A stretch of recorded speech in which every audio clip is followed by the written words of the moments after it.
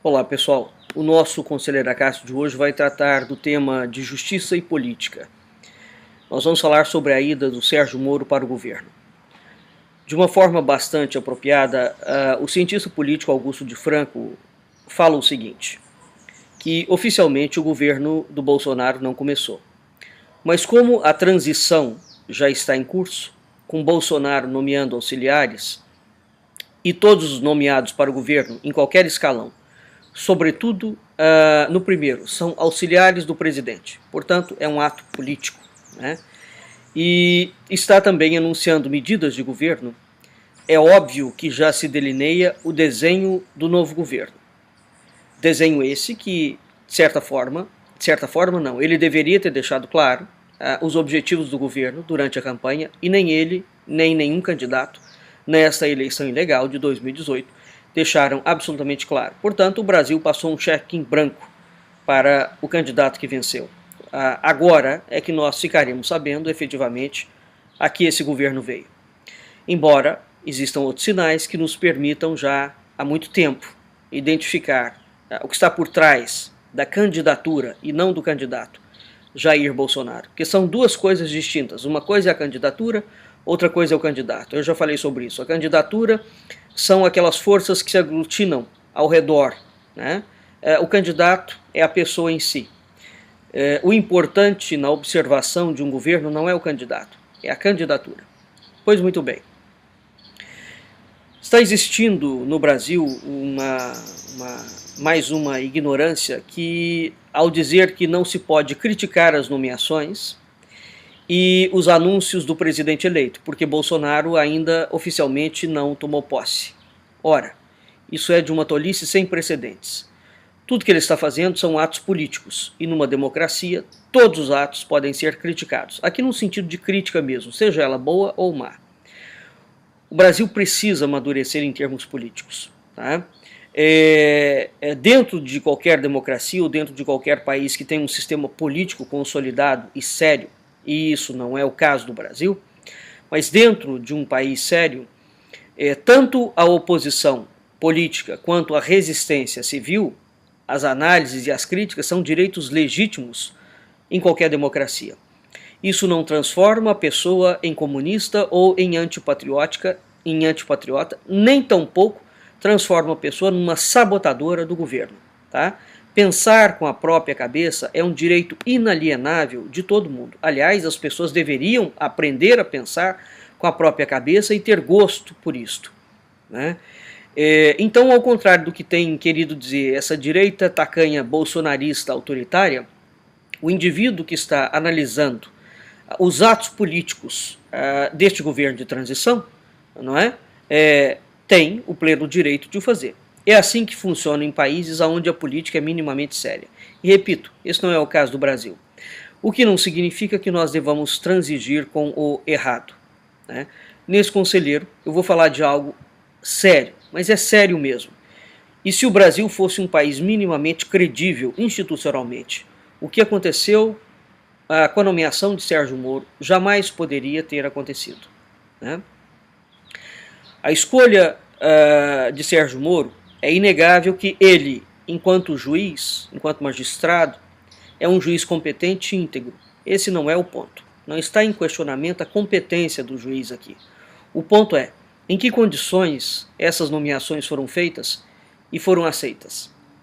Embora Sérgio Moro tenha dito que não considera ele, pessoalmente, o cargo de ministro um cargo político e sim técnico, evidentemente que essa é uma posição muito difícil dele sustentar, uma vez que todo cargo de ministro é cargo político, sim.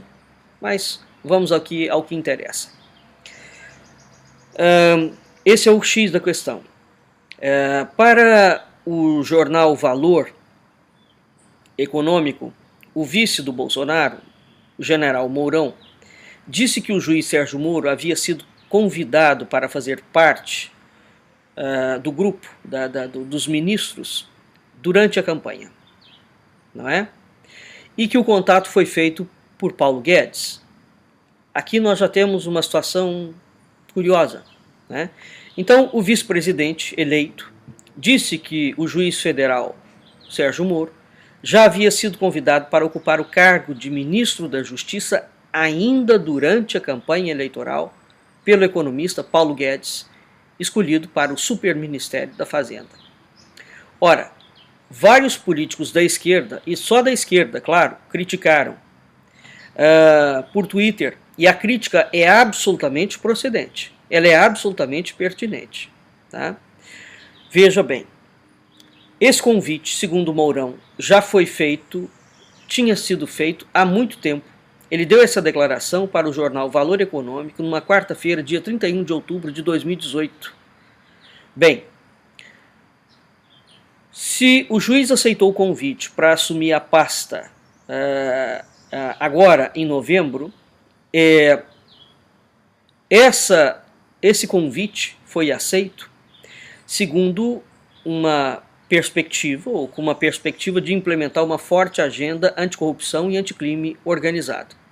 Acontece que, apesar de o Brasil achar muito bom combater o crime organizado e a corrupção, e tem que ser feito mesmo, também não é este o ponto em causa.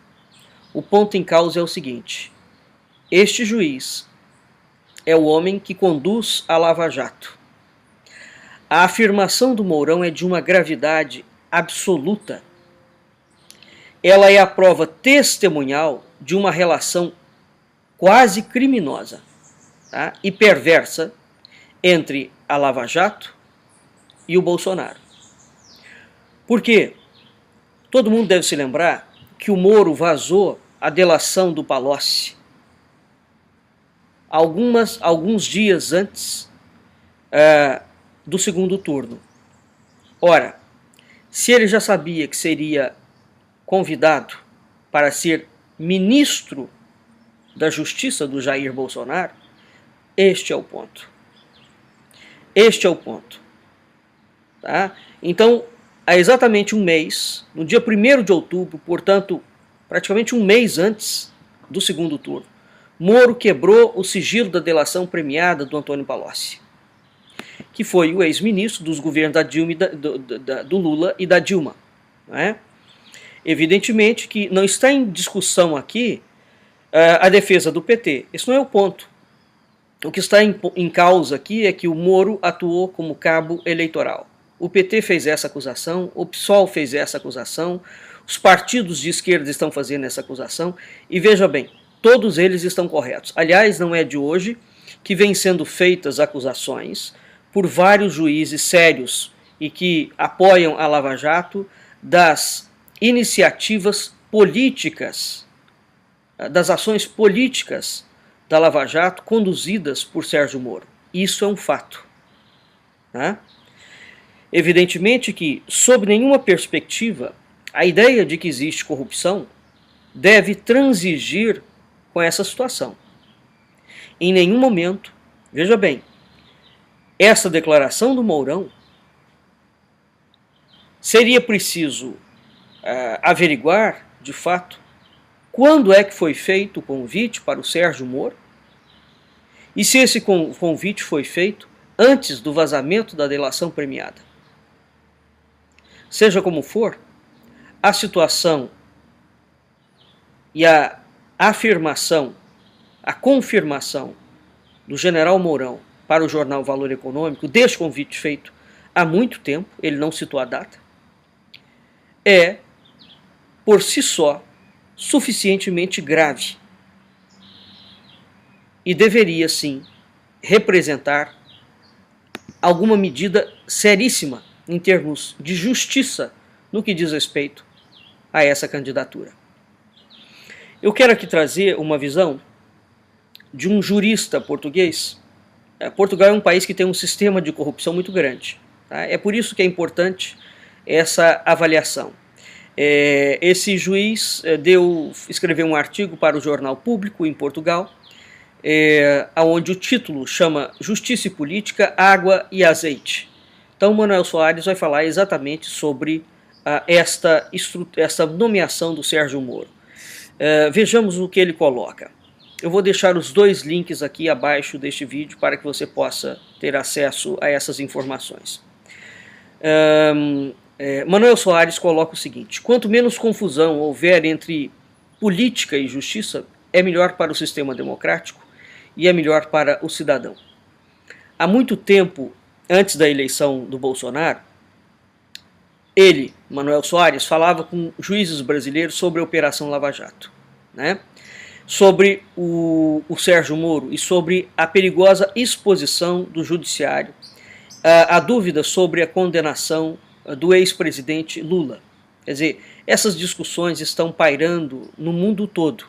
E não adianta a direita tacanha brasileira dizer que isso somente é uma preocupação de esquerdistas. Isso é uma mentira muito cínica e muito grave. É muito sério o que está acontecendo no Brasil. A Lava Jato entrou dentro do Brasil e houve durante muito tempo um sério questionamento sobre quem estava por trás da Lava Jato, dando apoio à Lava Jato. E mais do que isso, quem estava por trás do Sérgio Moro, dado que aquele homem estava tomando atitudes absolutamente dramáticas e ninguém tocava no homem.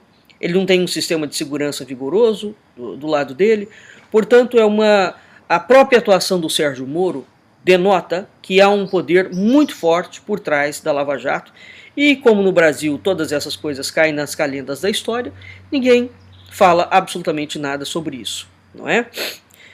Muito bem, o fato é que a Lava Jato desancou um projeto e um processo.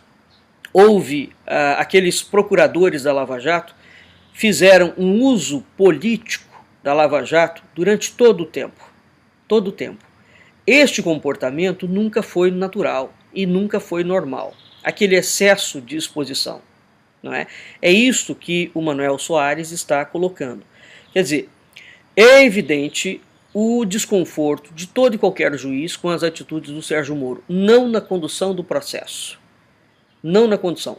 O Sérgio Moro, na condução do processo, é um juiz íntegro, né? É um juiz absolutamente competente. O que está em causa aqui é o excessivo protagonismo que fez com que o Sérgio Moro e a equipe da Lava Jato andasse pelo mundo inteiro afora falando do caso. Qualquer indivíduo dentro do meio jurídico sabe que isso é errado. Quanto mais atenção pública existe sobre um caso, mais o juiz deve ficar calado, em silêncio. Portanto, a ida do Moro para o governo do Bolsonaro é errado sob todos os pontos de vista. É errado porque ele não podia ter dito em campanha que o Lula-Bolsonaro vai apodrecer na cadeia e depois levar para ministro o juiz que prendeu e condenou o seu adversário, né? É errada porque o Moro, para justificar esse ato como uma forma de dar continuidade à sua militância anticorrupção, é inaceitável. A única causa em que os juízes podem militar é o da justiça e o da lei. É errada para o sistema político porque uma democracia não pode viver sob suspeita de ter havido interferência ilegítima de um tribunal numa eleição presidencial. Tá? O que o Soares coloca é que não envolve nenhum juízo de valor sobre a eleição do Bolsonaro, nem sobre as qualidades do Bolsonaro para ser presidente, muito menos sobre a culpabilidade do Lula. Como juiz, o que interessa a ele revelar é o dano causado na imagem da imparcialidade da justiça e no princípio da separação dos poderes, precisamente no momento em que esses valores no Brasil precisam ser protegidos, quando a ação dos tribunais incide sobre as pessoas que exercem cargos políticos. Mesmo em Portugal, que é um país que tem um sistema judiciário atualmente extremamente corrupto, mesmo em Portugal, não existe memória de tamanha promiscuidade. O que aconteceu agora no Brasil é um caso de promiscuidade. Meneres Pimentel, por exemplo, ele cita, só foi nomeado ministro do Supremo Tribunal depois de ele ter sido ministro da Justiça e depois de ter sido feita a reforma administrativa.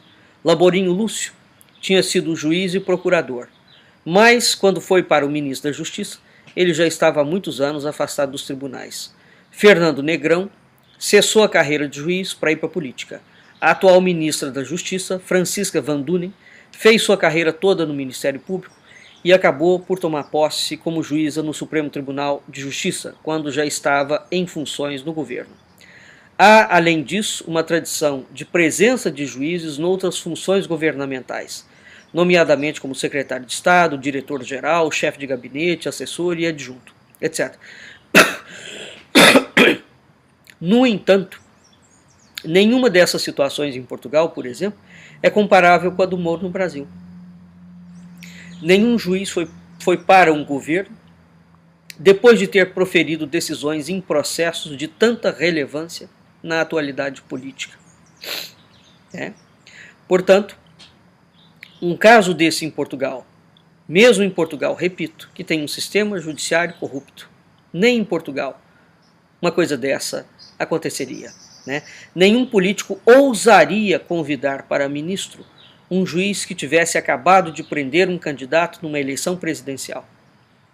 Nem juiz algum se atreveria a ir para um ministério nesta circunstância, sobretudo quando ele já havia sido convidado para integrar os quadros do Ministério da Justiça. De modo que, repito, a declaração do Mourão é absolutamente grave, porque ela aponta para as forças que estão por trás da candidatura de Jair Bolsonaro.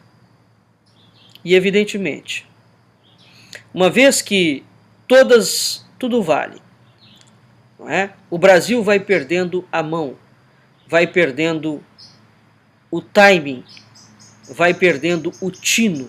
No Brasil, atualmente, tudo pode ser feito. Não há limite para mais nada. Parece que a esquerda já provou isso e a direita, com as ações que ela vem tomando, também está provando que não terá limites para manter-se no poder ou para alçar-se ao poder. É bem verdade que a lei não proíbe nada disso. Entretanto, não se trata da proibição da lei. Trata-se do entendimento de como funciona a separação entre os poderes. Então há uma ideia de compromisso ético. Evidentemente que o juiz, para preservar a sua independência e a sua imparcialidade, ele rejeita a participação em atividade político-administrativa, porque todo cargo político-administrativo implica insubordinação a outros órgãos de soberania ou ao estabelecimento de relações de confiança política. Quanto menos confusão houver entre política e justiça, melhor.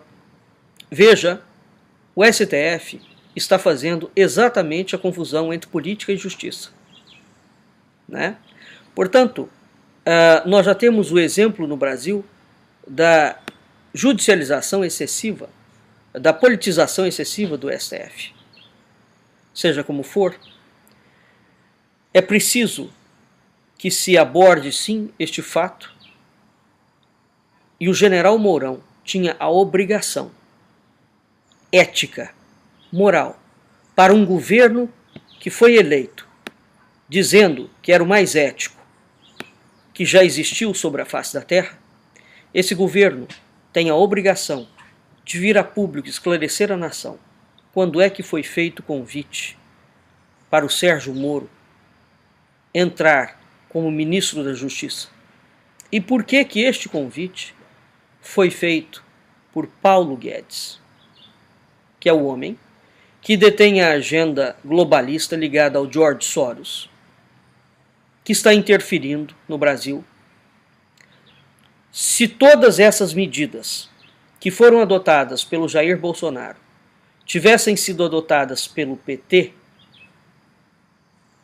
provavelmente os grupos bolsonaristas da direita estariam agora na Paulista gritando.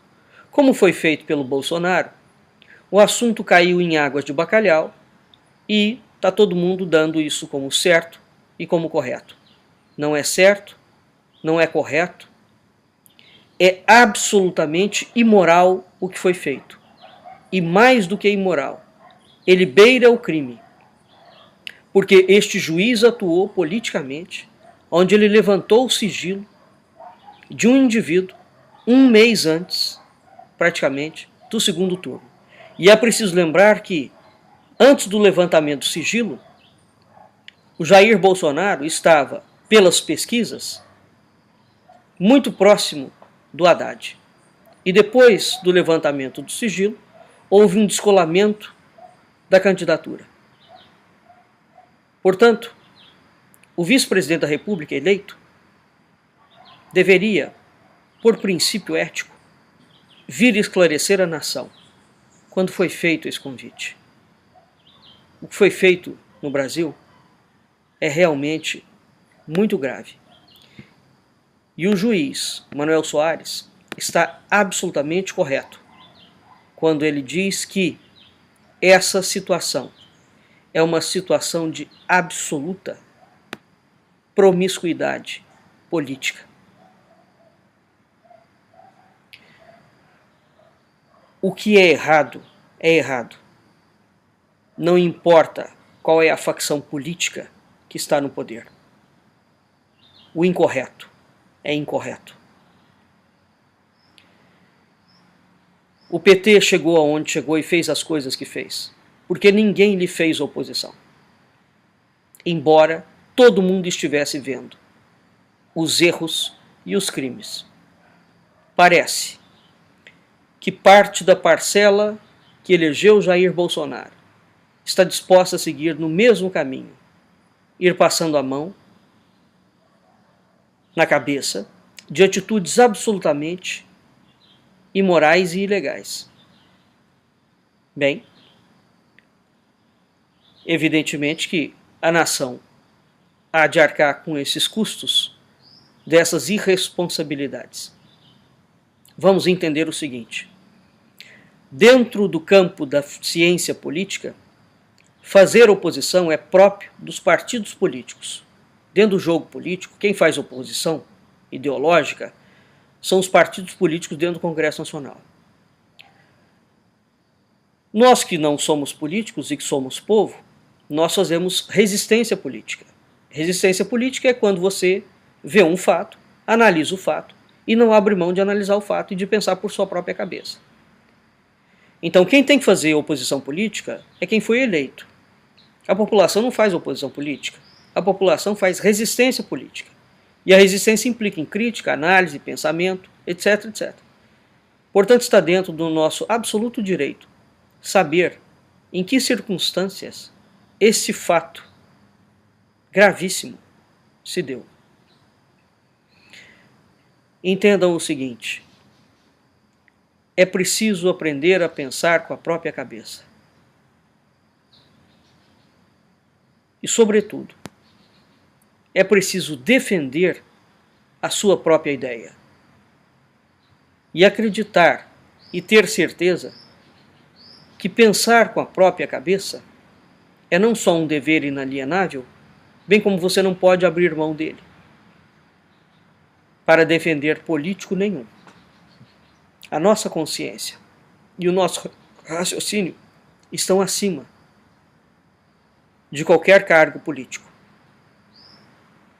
Porque, finalmente, isso envolve os destinos da nação. Evidentemente que ninguém há de pensar que se vai combater a esquerda usando dos mesmos meios e dos mesmos métodos e das mesmas estratégias da esquerda. Até o próximo, Conselheiro Acácio.